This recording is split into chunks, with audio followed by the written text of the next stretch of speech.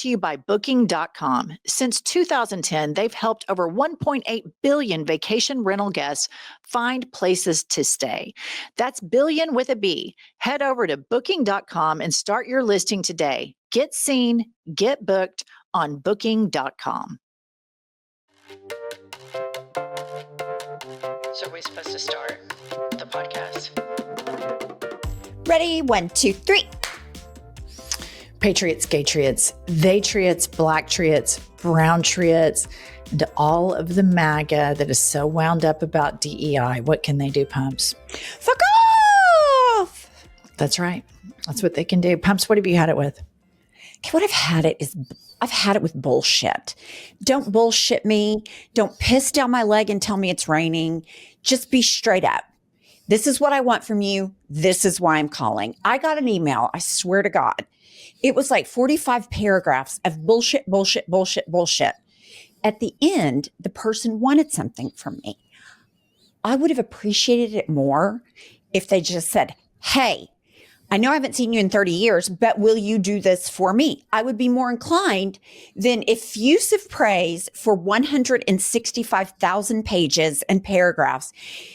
And then the ask. It's like, don't kiss my ass. Just tell me straight up. I had somebody I haven't talked to in forever text me and say, hey, will you sign a book and send it to me? That was it. No preamble. We didn't small talk. And I was like, yeah, send me the address. Easy peasy greasy. Don't bullshit me for fucking nothing. I only have so much time on this earth left. I can't spend it wading through bullshit. That's a great grievance, Pumps. It is a great grievance. And there's just something about superficial praise that is so off-putting to me. When people are uber complimentary. If they give you a compliment, you say, oh my gosh, thank you, that's so nice. Then it's time to move on. But when they keep going, it reeks of superficial praise. It negates all genuine concern or praise that person has. And I just find it incredibly off-putting. Yeah, the sincerity's lost when it just keeps going and going and going, I think. I couldn't agree more. Okay. So mine isn't necessarily a grievance as much as it is, I'm going to tattletale on myself for something. Oh, good.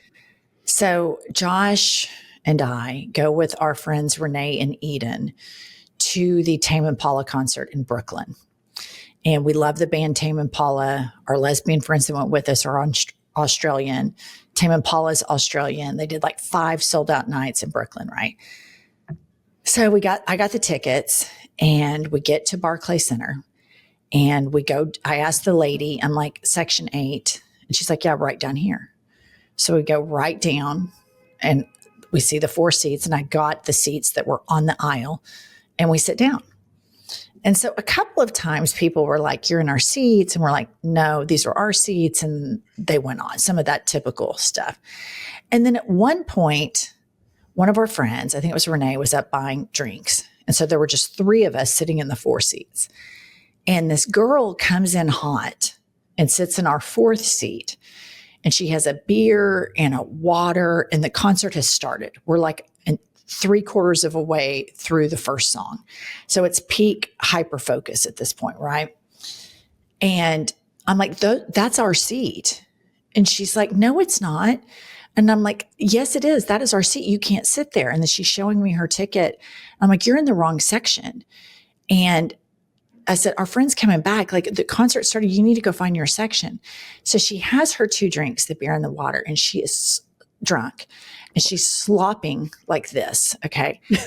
And my purse is hung over my armrest. And the beer and the water keeps hitting my purse. And I really like this purse. Right. And I just went, God damn it. Can I help you get out of here? I mean, just fucking pissy.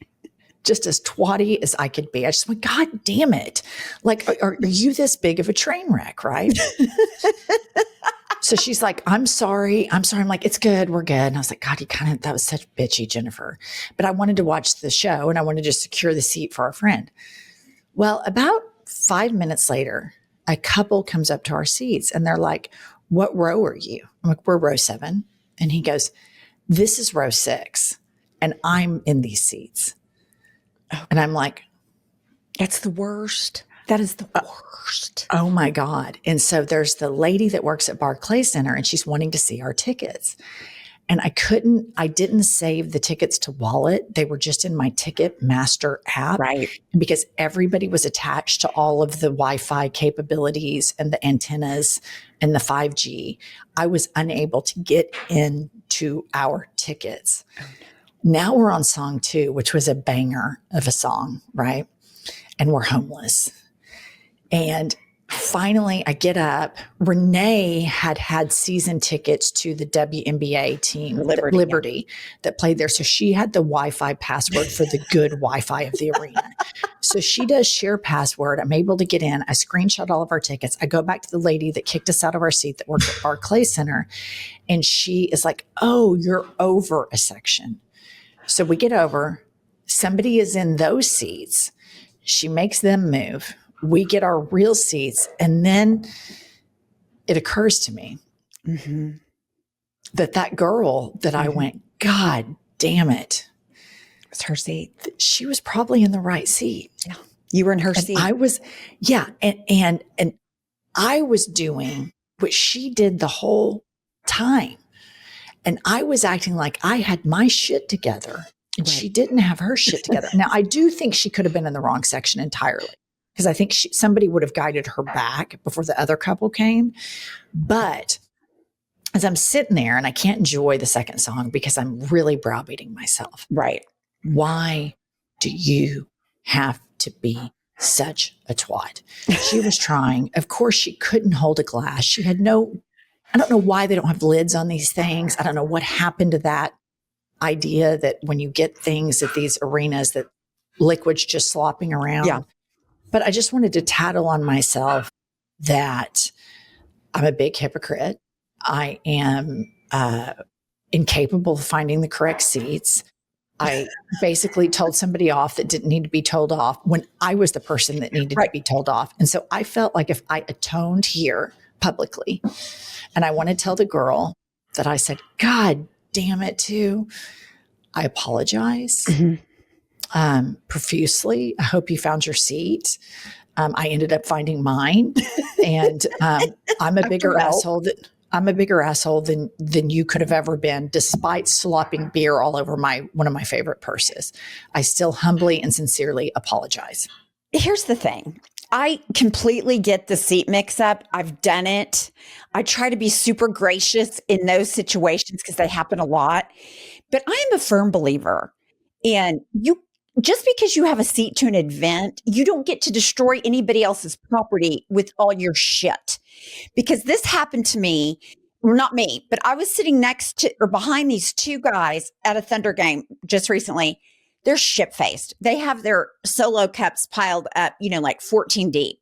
So they get up to cheer and they both take their beer all over 2 rows in front of them, like full beers, all over these like old people. And I was just like, enough. Like, if you can't hold your liquor better than throwing your beer on grandma and grandpa, sit it down. Don't drink it.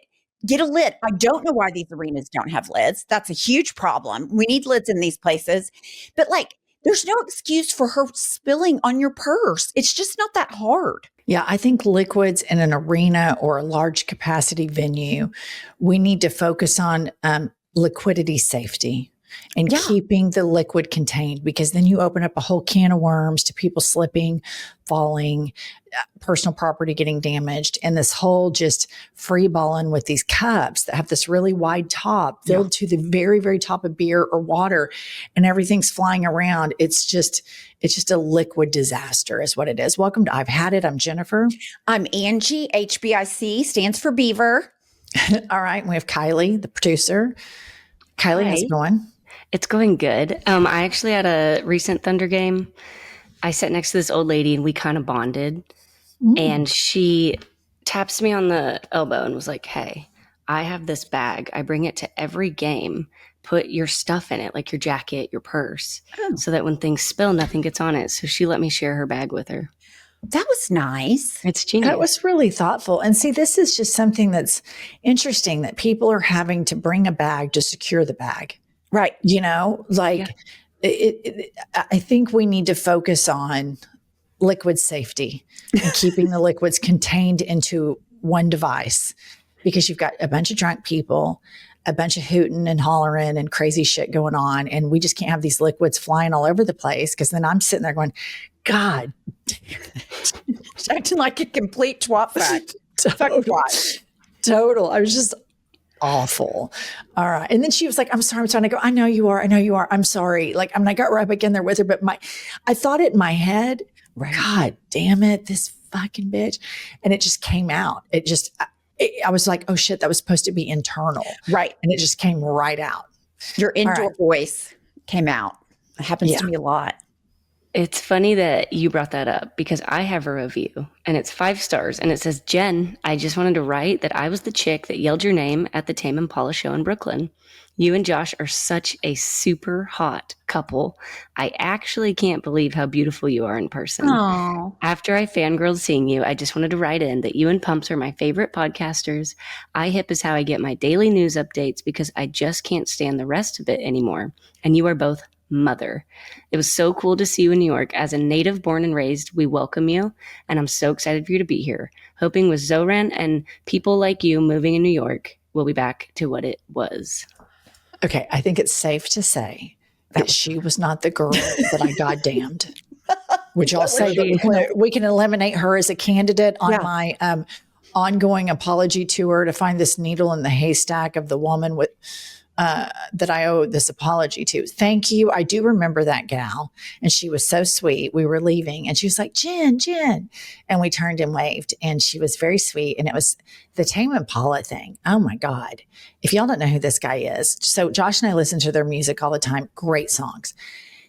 In person, he is such an incredible talent. Kylie, get your ass back in this. You don't get to leave. I was talking to you too. He is such an incredible talent. Oh my God. Kylie, do you like Tame Impala? I love Tame Impala. Pumps, do you know who Tame Impala is? I don't. Yeah. Okay. All right. Moving along. Okay. Now let's bring it down a little. 1 star. Miserable. Their name is Fuck Your Reviews. And they said, the screeching old liberal white women show. It's as bad as it sounds. That is great. That is great. Miserable. That is so. Look what my cup here right here says. Dried up and miserable. Right on brand, Pumps. Yep, nailed it. Right on brand. Okay, Kylie, do you have any news stories to share with us? I do. I have an interesting one.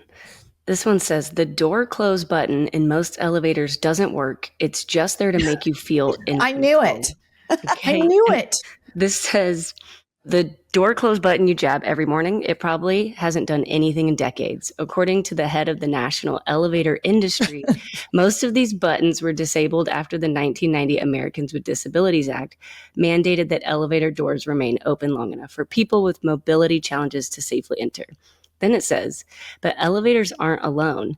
As the New York Times notes, crosswalk buttons and even office thermostats often fall into the same category, designed more for psychological comfort than function. I knew it. And let me tell you, it doesn't psychologically comfort me. It psychologically tortures me that I push the close door button and the door doesn't close. This is psychological torture. I knew they were fucking with us. Pumps, this is your way back into the legal profession with a class action lawsuit for mass fraud, waste and abuse. Right. Wasting our brain cells.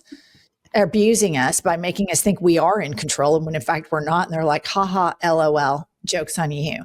The national elevator, what was that thing? I didn't even know there was such a thing. The national elevator industry. Okay.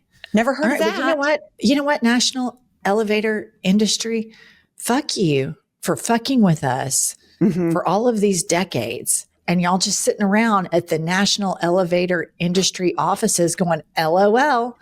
I bet they have little hidden cams in the closed door buttons. They're like, look at this psycho. And I'm sitting there going, God damn it. Just like I did that girl at the Tame Impala concert. Yeah. I've been with you when you've done it, but Jennifer and I mean, we've said it on the podcast before, but we like to, when we see people we don't want to be on the elevator with, we act like we're trying to keep the elevator door open and hit the door open, but we're really not. It's just like, oh, sorry. But we really, you see somebody coming, you're like, you see, you're acting like you're hitting door open and you like slide it over and it's door closed. Sorry, I tried to save it for you. Hit the bricks. All right, Kylie left, which I think means that we have a guest. Excellent. So we're super excited about our guest. He likes to shit talk. We like to shit talk. He hates MAGA. We hate MAGA. And we're going to have a Who Hates MAGA the Most contest.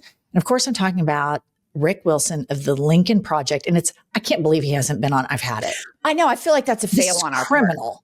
Completely criminal that we're 3 years into this thing. And we're just now trotting out basically our spirit animal. This episode of I've Had It is brought to you by Booking.com. Pumps, I've got to say, if you're looking to grow your vacation rental business, this is the place to be. Booking.com is one of the most downloaded travel apps in the entire world, and for good reason. Since 2010, they've helped over 1.8 billion vacation rental guests find places to stay. That's billion with a B. But here's the thing. Most vacation rentals don't even realize they can list their properties on Booking.com. And if you're not on the platform, your rental is basically invisible to millions of Booking.com travelers worldwide. And nearly half of the hosts get their first booking within a week. So listener, if your vacation rental isn't listed on Booking.com, it could be invisible to millions of travelers searching the platform. Don't miss out on consistent bookings and global reach. Head over to Booking.com and start your listing today. Get seen. Get booked on Booking.com.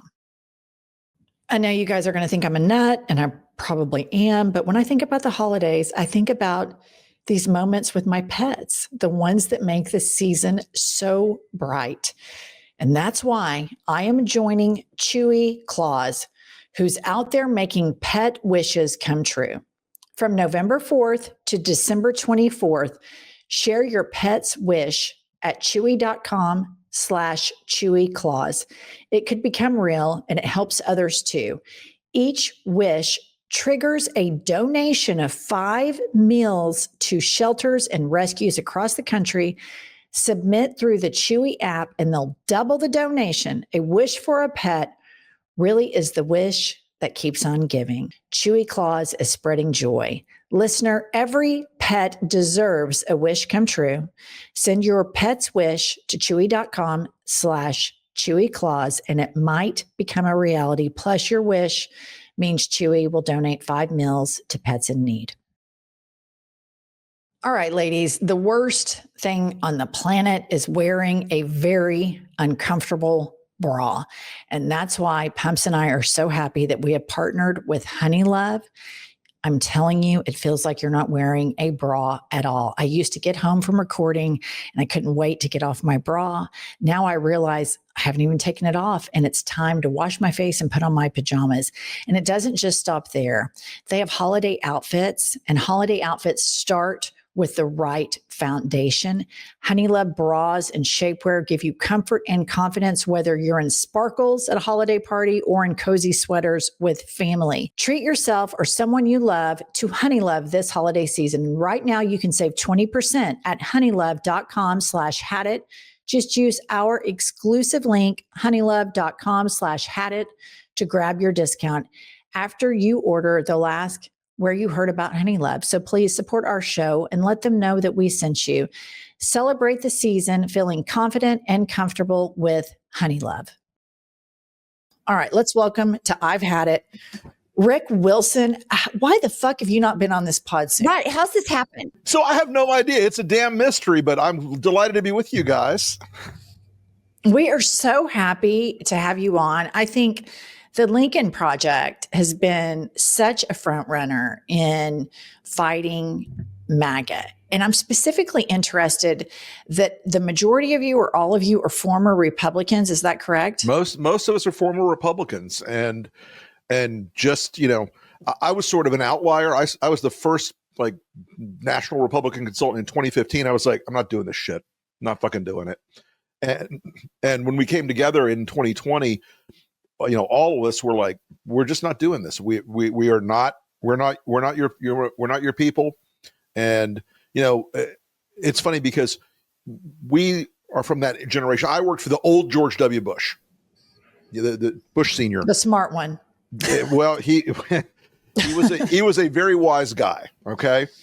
And it was a different world now. I was joking with an old friend about a year and a half ago. He said, remember when we were in the White House, we used to fire people for being rude? Yeah. I'm like, oh yeah, I do. And now it's like you could be a Nazi war criminal, and they're like, fine, hey, cool, he's one of our guys. Yeah, it's almost a prerequisite to be an asshole and a bully.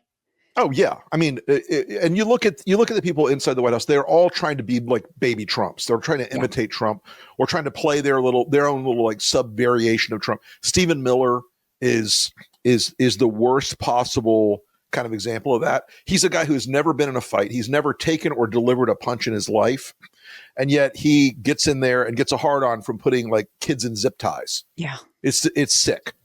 So he is so.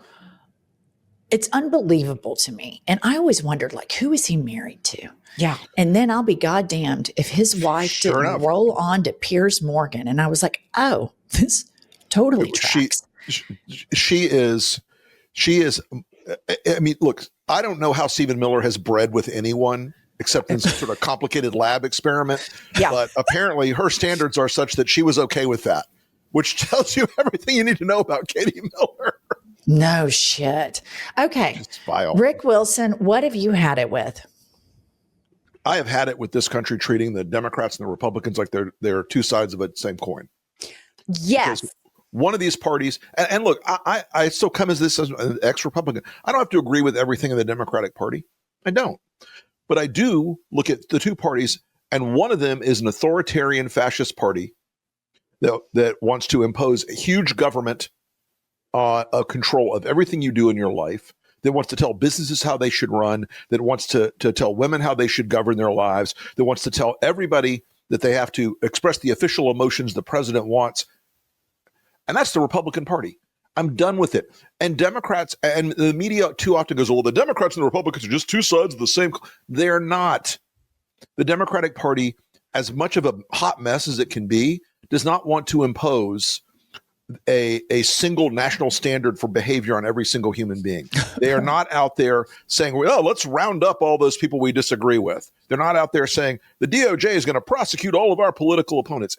It is the disservice of people in politics and media who do that. I think it is an astounding failure on their part. I completely agree with this. And I think that trickles down when the media says that trickles down to the electorate, and you hear the electorate picking that up by saying, well, I'm voting for the lesser of two evils. And the two evils with whom they were discussing is either Hillary Clinton or Donald Trump, or Kamala Harris and Donald Trump. And that corporate media assertion trickles down, and the electorate adopts it accordingly. And I think we're in such a dangerous place. And I've been thinking about this a lot. Sometimes I get mad at the journalists, but I think we have to give a little bit of space to them, because the pressure from their corporate owners is so intense, and they need health insurance, and they need a paycheck, and they're rearranging the deck chairs on the Titanic. And I think this corporate media, takeovers that we're seeing. I just saw, I don't know if you guys saw this, that Barry Weiss was in the room during the 60 Minutes interview when he was sitting there taking softball after softball after softball, and nobody asked him about the MRI. No, and look, the corporate media thing, I want to cover that quickly, because I'm writing a new book, and a part of that is about this corporate media takeover of everything. When you essentially have Trump allies running CBS, Trump allies running part of the NBC family, Trump allies at ABC bending the knee, and Fox News, which of course is the creation oven of Donald Trump. I don't want to hear any bullshit from conservatives going, oh, the liberal media. Who? Yeah. Where's this fucking liberal media that I hear so much about? Because what I mostly see is an increasing. Oh, and by the way, the social media platforms are run by ketamine Nazi, Mark Zuckerberg, and now Larry Ellison from Oracle, who now is also owns CBS. So I'm sorry, I don't want to hear any bullshit about this liberal media edifice that's supposedly out there when the MAGA media system is vast and expanding by the minute. Well, and statistically, they have way more podcasts and influencers and all that. Okay, I have a question for you. You've been doing this a long time. You see, like, well, I mean, you worked for Senior Bitch. You don't look a day over 35.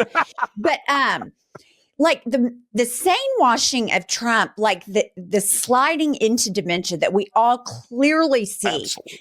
Biden has one misstep. And I mean, including MSNBC, all of the liberal media, like a media as a whole, just, got right on it, captured it, talked about it. Trump slurs. He makes no sense. He goes off on tangents, and they say Trump had a press conference today, not rambling Trump made no sense in dementia-ridden press conference. Right. What's that about?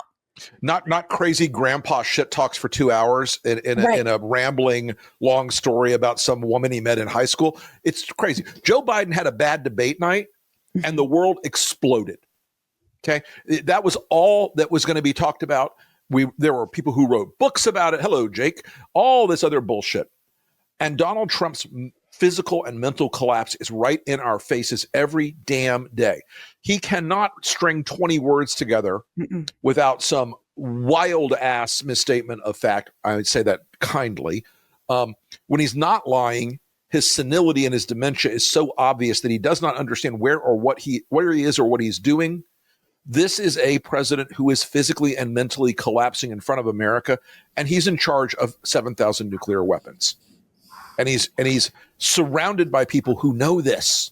This is why Russ Vought, Project 2025, and Stephen Miller, and J.D. Vance, and Pete Hegseth, and Marco Rubio are all doing their own thing because they can get away with it. Trump doesn't have a clue what's happening around him, and he's easily led and manipulated by both people internally, like his own staff, and externally, like Vladimir Putin. He is a guy who is physically and mentally knocking on death's door loudly, and we're ignoring it as a country. I'll tell you who's not ignoring it are some members of the MAGA movement. And as the media ignores it and sane washes what I thought was a master class on how to travel to Asia with dementia when he just did the tour, I thought it was a master class on that. Like guiding him around like a child. Right. But I'll tell you who has taken notice. And there are some opportunistic, savvy players in the MAGA movement who are already seeing a post-Kanks America. They don't ever mention him anymore. And I'm talking about Marjorie Taylor Greene. I'm talking about Tucker Carlson. Ted Cruz. And they are stepping out, and they rarely ever mention him. They're bringing an economic populist message. They have actually paid attention to the polling of what the American support is for funding the war in Israel, Gaza, and seeing that it's wildly unpopular. And so they use a very simple Trumpian xenophobic argument to make that will hit hard in flyover states, which Marjorie Taylor Greene does this all the time. It's not America first when it's Israel first, and they have health care and higher education and we don't. And for somebody who is not a psycho like the three of us that just like is, well, in my case, opinions vary, but yes. Right. Ass deep in the political news cycle 24/7, and they see it, they're like, well, she doesn't seem so crazy anymore. That's right. Why are we paying that? And it's not that Marjorie, she doesn't give a shit about Palestinian kids. No. She's an anti-Semite. Yeah. Look, the MAGA folks that see this coming, that see this, they understand that Trump will die someday. Actuarial tables are 100% undefeated in all of human history so far.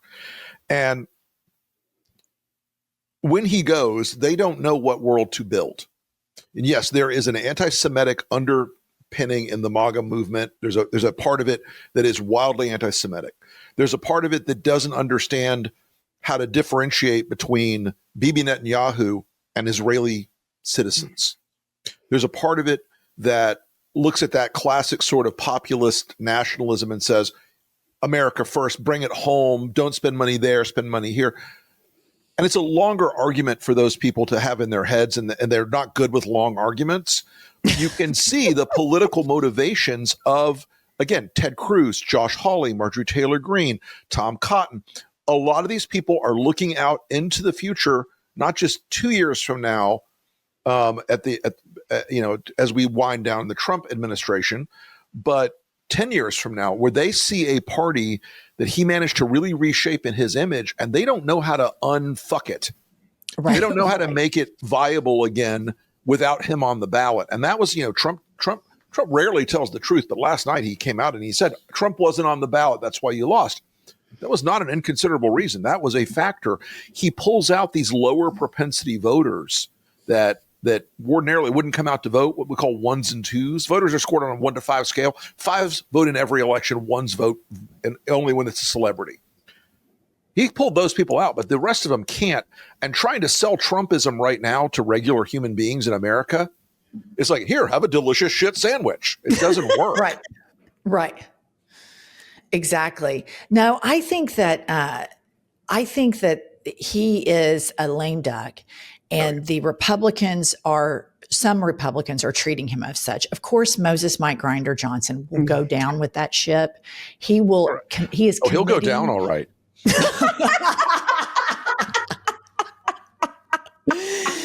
But I wish that the Democratic leadership would ride this vibe right now and make the argument that you made at the top of this podcast. Look, Zoran's a little further left than I am. But we're not like Trump. He won his primary fair and square. And we listen to the voters of New York, and we hear the affordability argument. Yep. And we're here to support him as a party because we're a big tent party. New York's a little more liberal than the rest of the country. So it makes perfect sense that he's a little bit more liberal than I am personally. Cory Booker, Chuckles, they all should have. I went to the party. The Zoran party. They all should have been there because establishment Democrats go hand in hand no matter what it is. But they weren't there. They were AWOL. I mean, these guys, they will snatch defeat out of the jaws of victory every single time. I'm done with it. I know I should be more polite about it, but I cannot deal with Chuck Schumer and this instantaneous, like, I will send a sternly worded letter that will teach Donald Trump a lesson. Right. No, it won't. Fight him to the death. Exactly. And here's the thing.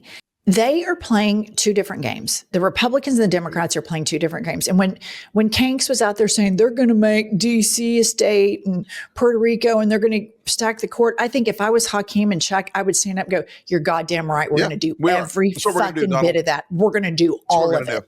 As fast as you moved, when we get power back, we're going to move faster.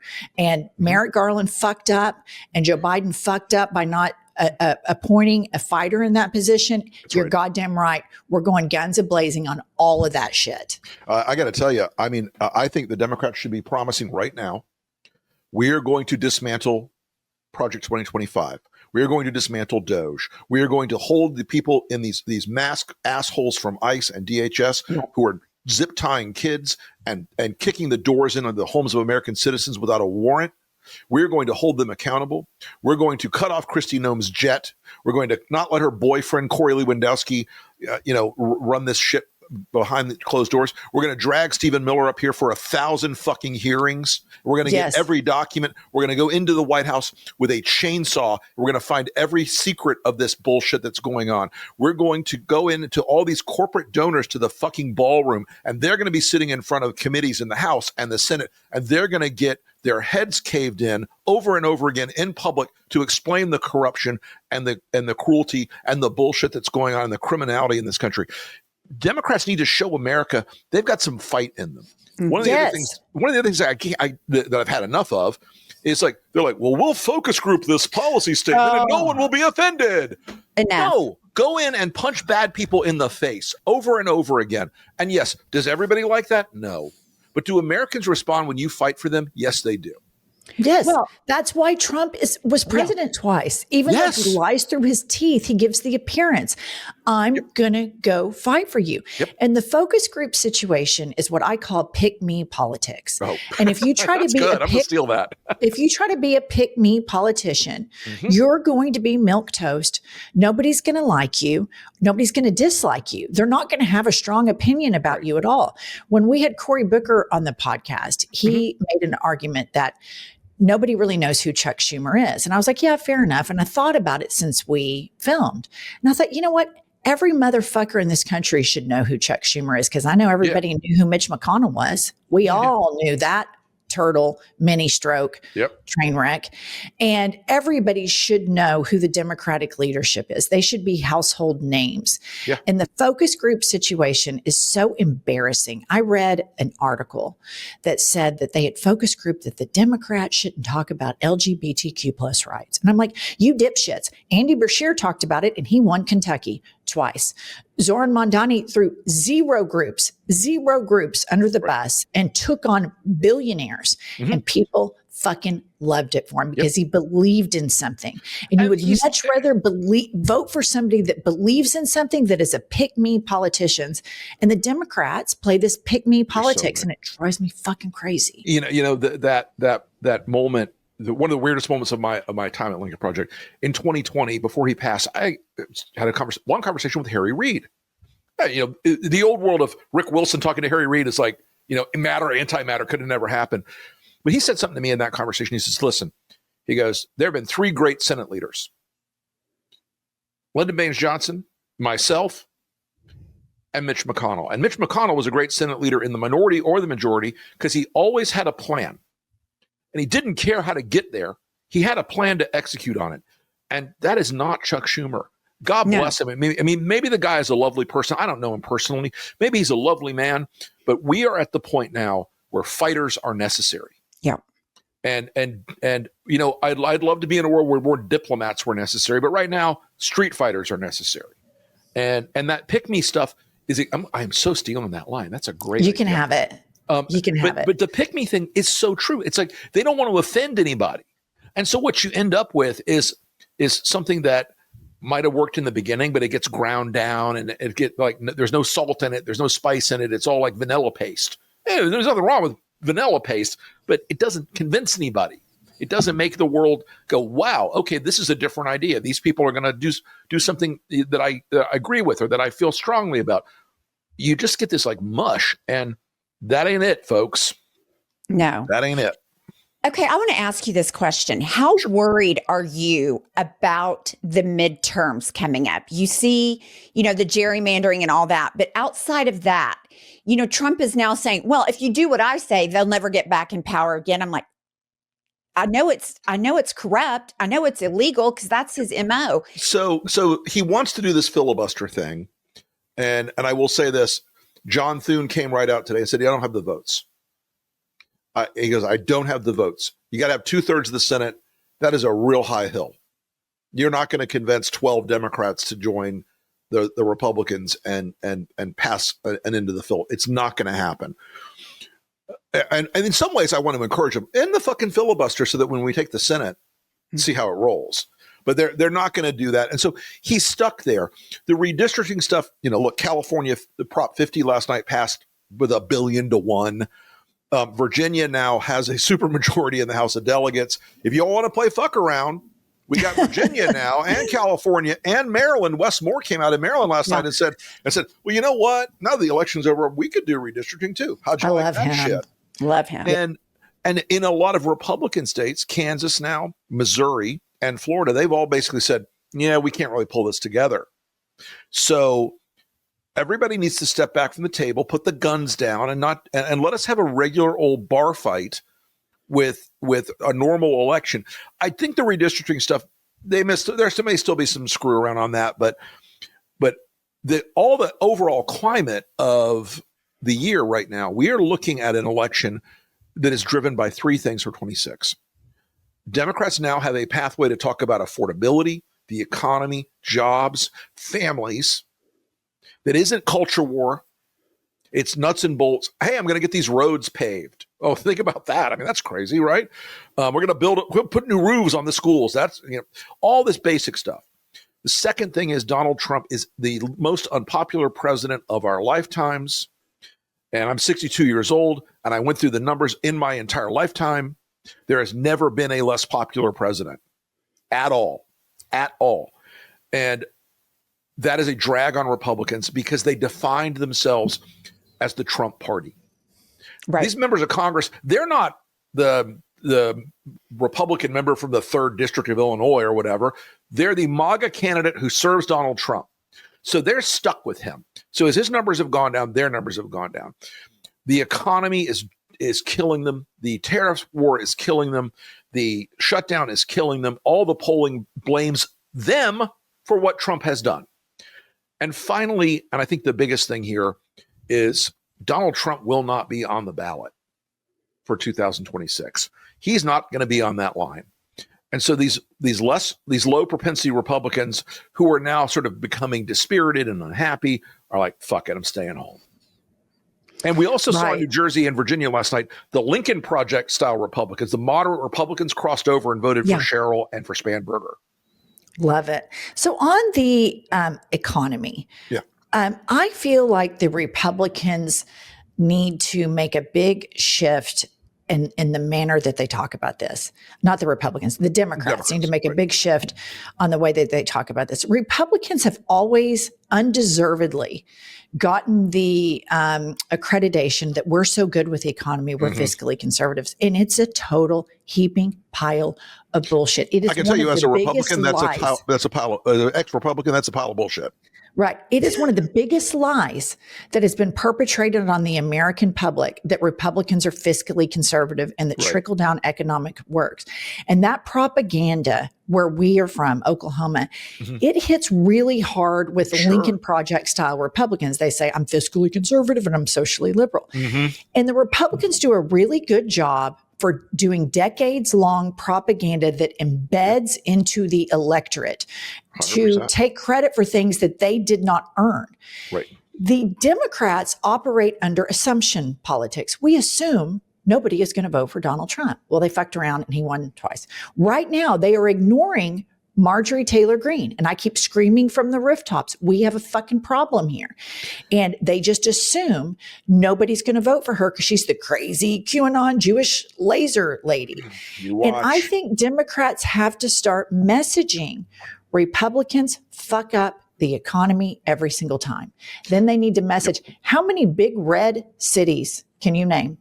How many big red cities that are economic hubs that are, big donor cities? Name me one big red city. You can't fucking do it. No. And the Democrats need to start doing this. And it makes me fucking crazy that they're playing patty cake at Congress talking about stupid shit. Let me break this down into two parts because you made two really good points. First off, Marjorie Taylor Greene is craftier than people are giving her credit for. Yes. I don't think she's smart, but I think she's crafty. And there's a difference. And crafty in politics is Donald Trump's not smart. He's crafty as fuck. Okay. Right. He is a sly motherfucker when it comes to emotionally powerful things with the base. I think she's crafty, and I think she's playing a game right now where she's going to say a little bit of like, I was drawn into MAGA because of my good heart about helping poor people, but it was a lie. Now, here's the real me. I think it's bullshit, but I think that's what she's playing at. I want to say this, though, about Democrats and economic messaging. They have for too long come out with policy papers and big, thick briefing books and slide decks in PowerPoint. So here's our plan.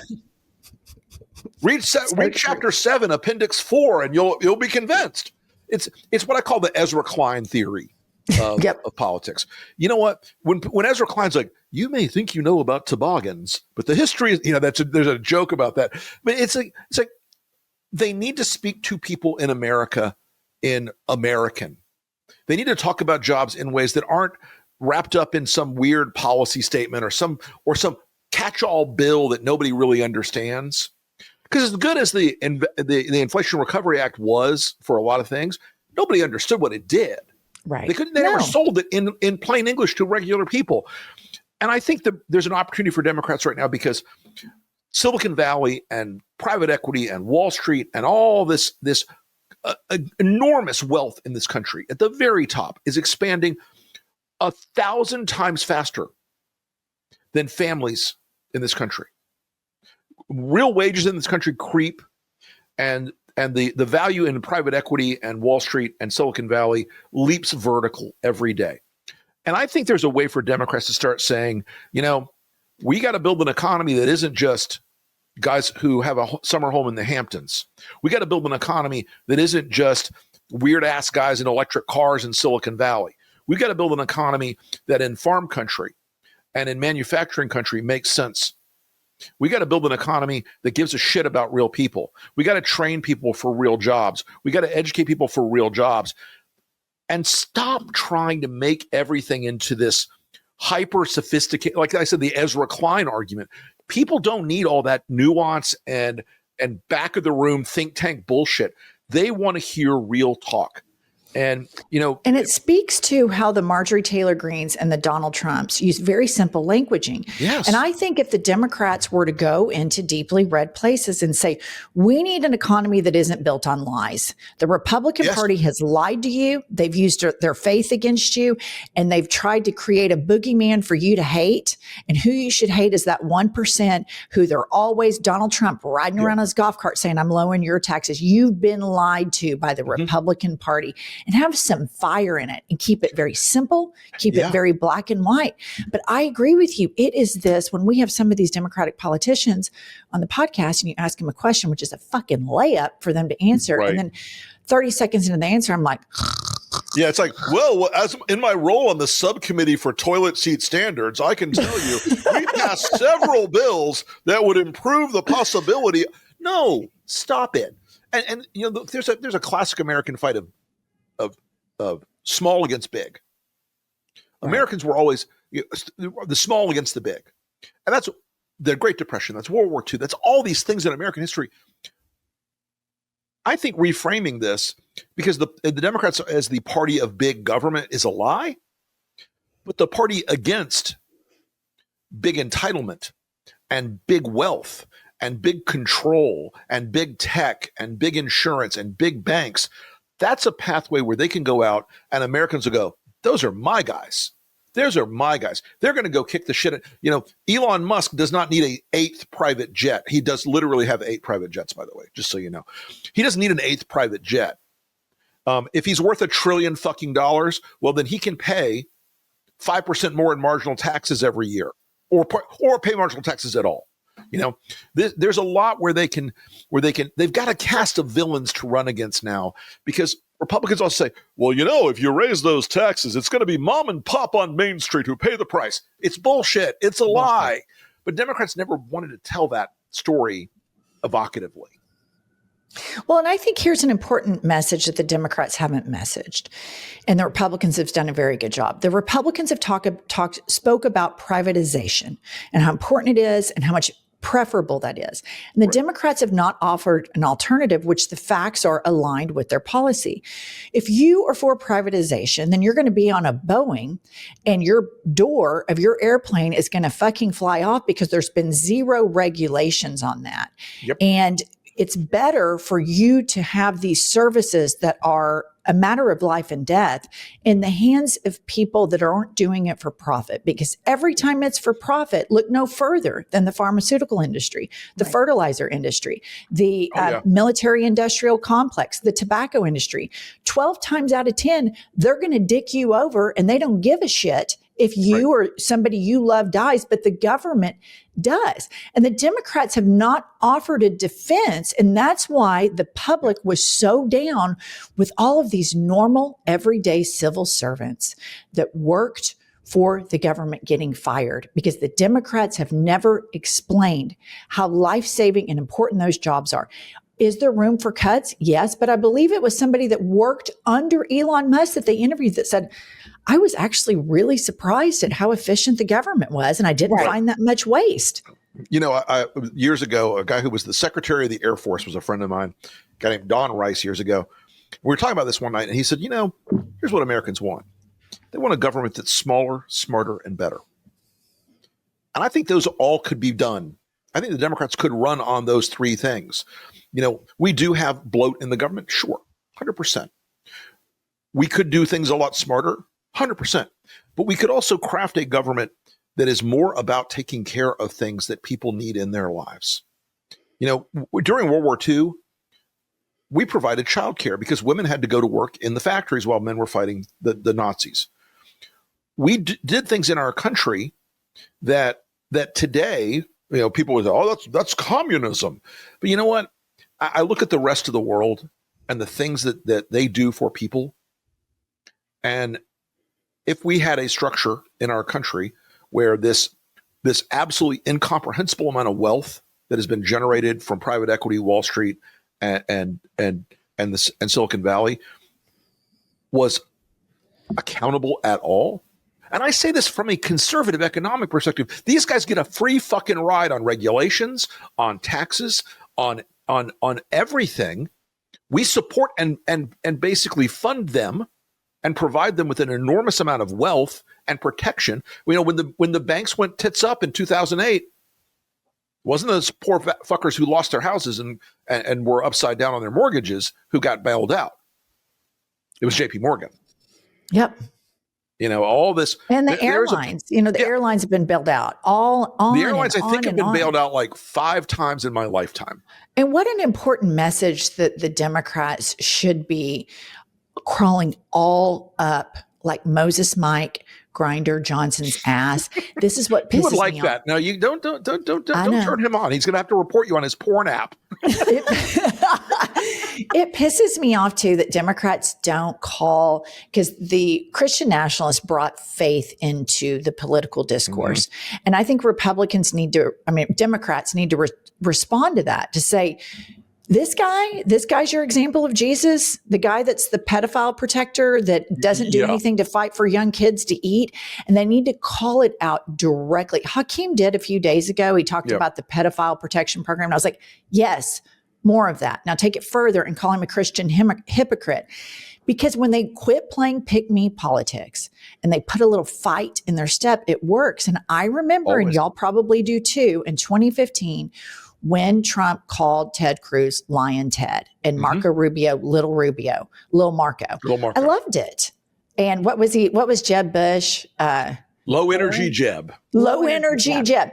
There was something at the beginning of that. Nobody ever thought he was going to win or go anywhere. We all assumed because assumption politics. But there was something refreshing about calling out these fucktwats that just lie to us all the time. And I wish the Democrats would start doing that. The passion that you want to see in a candidate. Too often the consultants are saying, now you need to be a statesman right now. Right. I was very successful with a lot of candidates when I was a political consultant because I told them, you have to show fight. You have to show people what you're going to do. You don't be the diplomat now. And sometimes you have to punch the other guy in the face. And then they would hesitate. Oh, I don't want to do that. My country club members would not like it and I always had one line. I'm like, so here's the deal. On election day, you're going to feel terrible if you lose. And if you do these things, you're going to feel terrible if you win, is what you're telling me. But do you want to, on election day, have the title scumbag or the honorable scumbag? Because the honorable scumbag gets to go to Washington and be in the fucking Senate, or gets to be the governor, or gets to be a member of Congress. And a lot of them, thankfully, chose the honorable scumbag route. But it is a fight. You have to show people that you will fight. And you have to call out the things that you see. And Trump's greed and corruption and selfishness has become the brand of the Republican Party. Democrats have not figured this out yet. They still think, well, we're going to run against this guy in this district because, we were looking at his vote on the things Trump has done are unpopular with 2/3 of the American people. Right. And by unpopular, I mean like radioactive waste unpopular. And it's just an open opportunity for them to go in there and speak American to people. Bill Clinton's speechwriter was a guy named David Kuznets. He wrote a book called Speaking American because Bill Clinton used small words, easily understandable, spoke to people at a 7th or 8th grade education level, and they found it persuasive. Trump does the same thing. Democrats, abandon the multisyllable words to get across. What do you think, as a political strategist, what do you think about the way Zoran ran his campaign? So look, I think, like you mentioned yourself, Zoran's a little to my left, but his campaign, just from a technical perspective, was brilliant. It was disciplined every day. He communicated where the voters were, which is social media, which is earned media and press. Look, voters in New York do not spend their day locked onto their television set.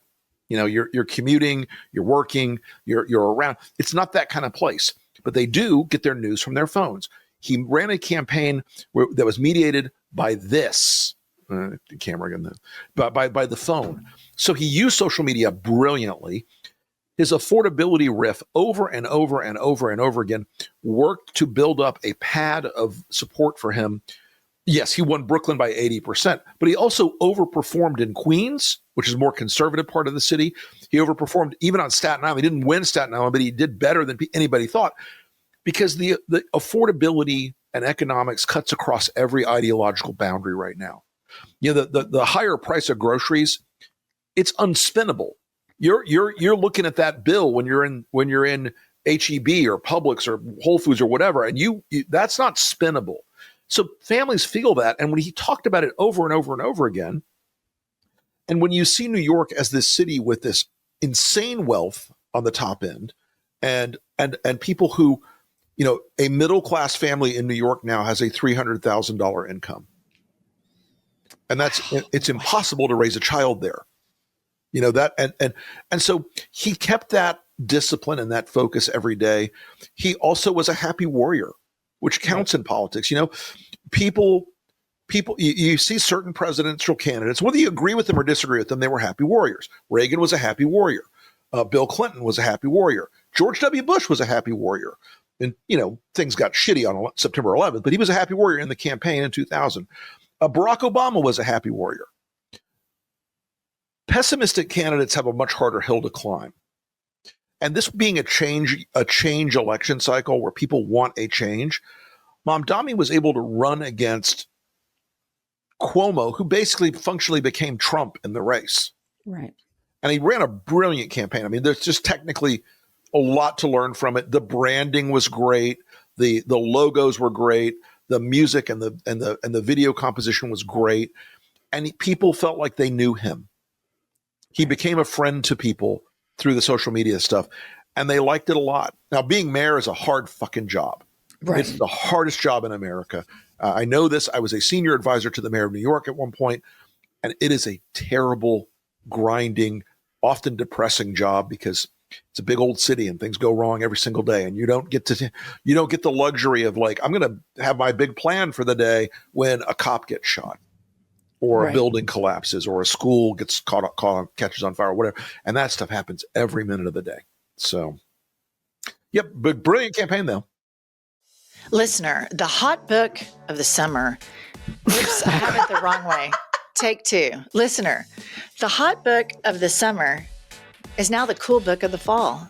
It is, in Trump's America, I can tell you with absolute certainty, the best book that has ever been written. And believe me, a lot of people are talking about it. Everybody's talking about it. Everybody's talking about it. It took us one day to write it. Because we're on day one. Because we took a cognitive test and it was book, write, done. All right. Anyway, please buy our book. It's a great way to support us. It is a really fun read for the fall. Curl up with your pumpkin spice lattes and just enjoy living the American dream in dipshit Trump's America.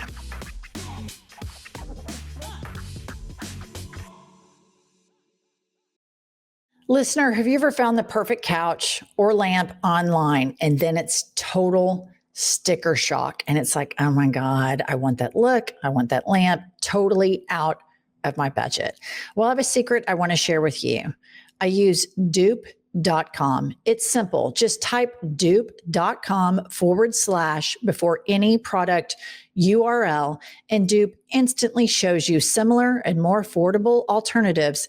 It's perfect for finding the best deals for your holiday shopping. $5,000 sofa, that $1,200 designer bag, or $800 statement light fixture you've been eyeing, Dupe finds them or something nearly identical for a fraction of the price. And it's no wonder that Dupe is going viral all over TikTok. For a limited time, the first 10,000 people who go to dupe.com/hadit will get 500 Dupe points instantly, redeemable for gift cards, no catch. But spots are limited, so don't wait, listener. That's dupe.com/hadit for 500 free Dupe points today. Use your Dupe points and gift cards to make the most of your holiday shopping. You have to go to dupe.com/hadit. This ad is brought to you by Vive Healthcare, the makers of Apertude, Cabotegravir. You never skip your SPF, and you carry hand sanitizer like an accessory, but what are you doing for HIV prevention? One way to help protect yourself from HIV is Apertude, a prescription medicine used to reduce the risk of getting HIV in adults and adolescents weighing at least 77 pounds. You must be HIV negative to receive Apertude and get tested before each injection. If you think you were exposed to HIV or have flu-like symptoms, tell your doctor right away. More HIV testing may be needed. Apertude does not prevent other sexually transmitted infections. Practice safer sex to reduce your risk. Get Apertude as scheduled. Missing doses increases your HIV risk. Don't take Apertude if allergic to it or taking certain medicines that may interact. Tell your doctor about your medical conditions, liver problems, and mental health. Serious side effects include allergic reactions or rash, liver problems, and depression. If these occur, get medical help right away. The most common side effect is injection site reaction. Bring your A game and talk to your doctor. Learn more at apertude.com or call 1-888-240-0340. Okay. We're ready to play our world famous game called Had It or Hit It. Oh my God. Welcome to Had It or Hit It. I would hit it. Had it. Had it. I hit it every day, sometimes twice a day. Had it or hit it, internet trolls. I hit them. Does that mean you like them? Listen, it's not that I like them or hate them. It's that I understand that they're a sign that the other side is pissed off at you and that you're doing your job. Yep. So hit them. Hit it. I like it. I see. That's helpful. I like it. That's a winning attitude. That is the brand of fuck you politics that I need in a leadership position right now. You know, as I like to say, make me Democratic chair for a week. I will change the entire party. It will not be pretty, but it will be fun. No, we need to embrace, get rid of integrity and politics and head straight into fuck you politics. Yep. People are craving it. And that's what the focus group is never going to pick up on. Correct. Okay. Had it or hit it, Florida. I'm a 5th generation Florida man. My granddaughter is a 7th generation Florida woman, but I have had it. Yeah. I live in North Florida. I'm practically Ron DeSantis' next door neighbor.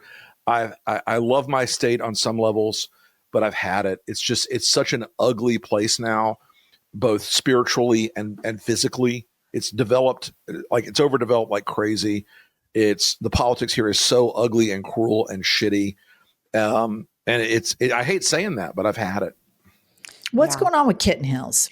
What's he up to? I mean, he thought he was the big heir apparent to Trump, and I haven't really seen that tough guy or his Kitten Hill around much at all lately. You know, here's the thing. He did not understand that Trump would never let him back in the circle.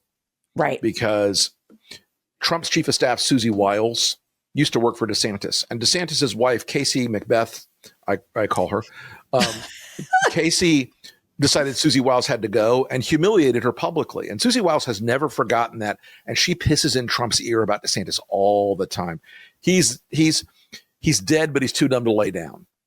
Yeah. And I've had it with him. Yeah, he's over. I did see him, though, very recently on Fox News. And you know, he has that weird mouth. He has no riz. People talk about how, yes.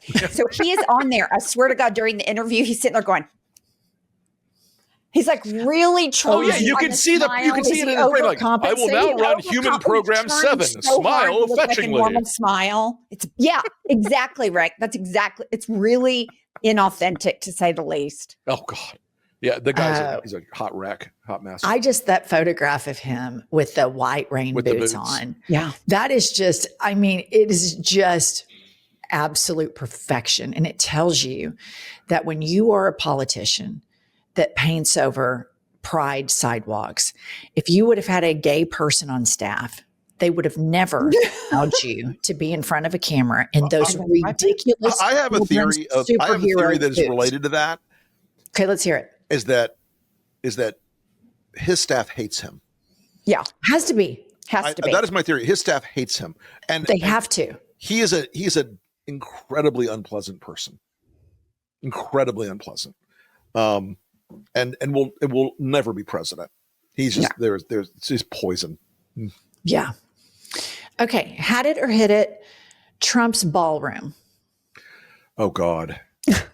Had it. I wrote a piece right after the East Wing was torn down.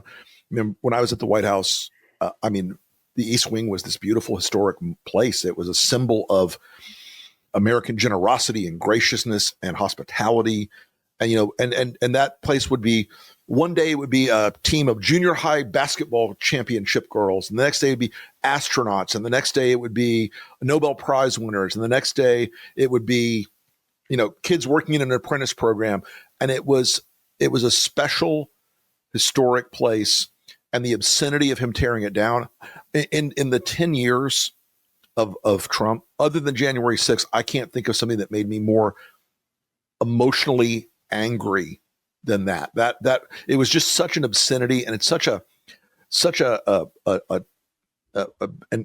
arrogant Saddam Hussein like ego thing. Yeah, just really infuriating. Did you see where now, because of the advanced dementia, that they have in gold lettering put on the outside of the Oval Office, it says the Oval Office, and it's like, you fucking dipshits. It's rounded. Everybody fucking knows that. Everybody gets it.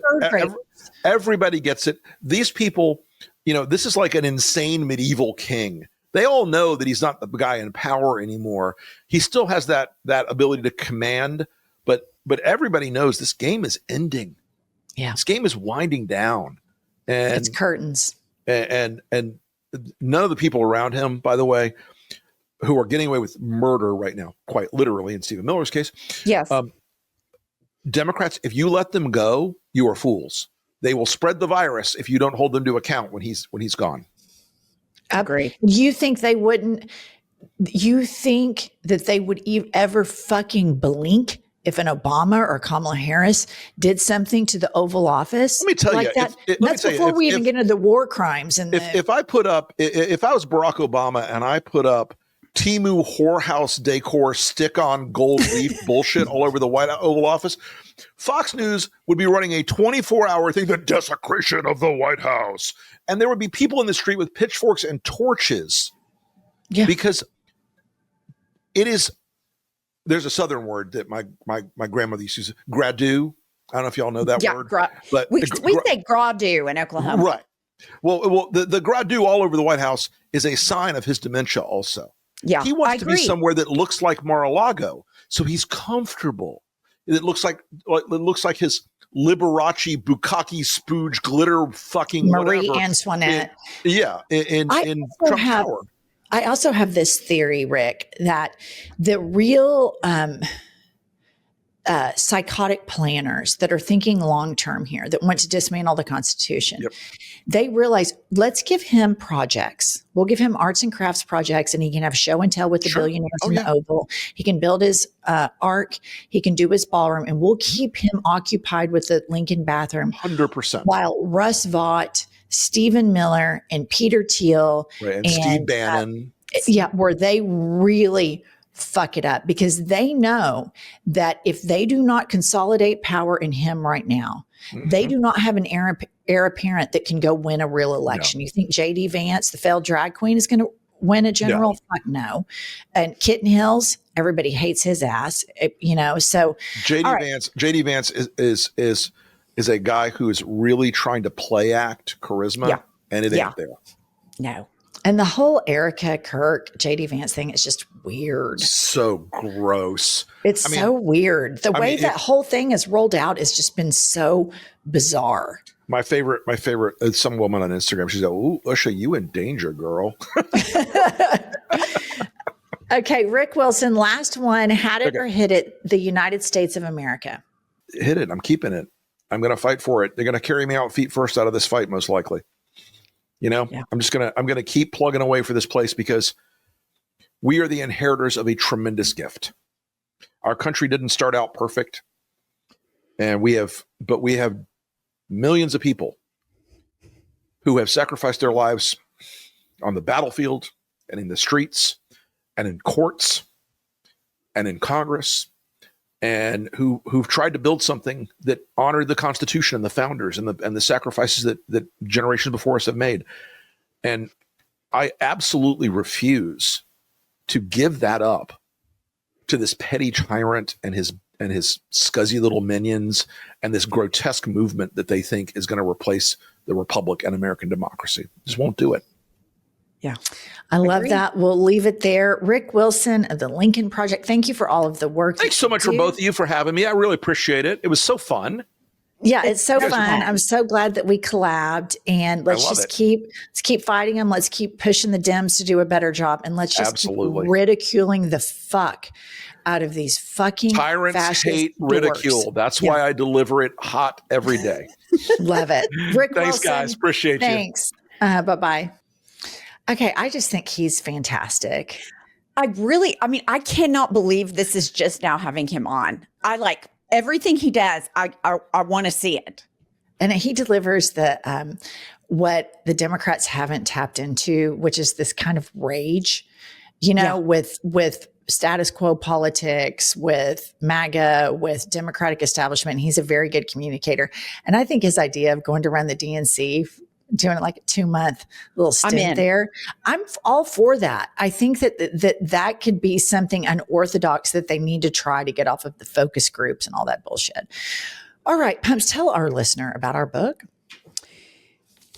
The hit book of the fall that's going to take you into this holiday season. If you have a loved one that you love and care about, give them a copy of this book for their reading pleasure. It's also available on audio. And is that it? Write a review. Yes, and that's a great idea for it to be a gift. Life is a lazy Susan of shit sandwiches to your loved ones. And we will see you all next Tuesday or Thursday.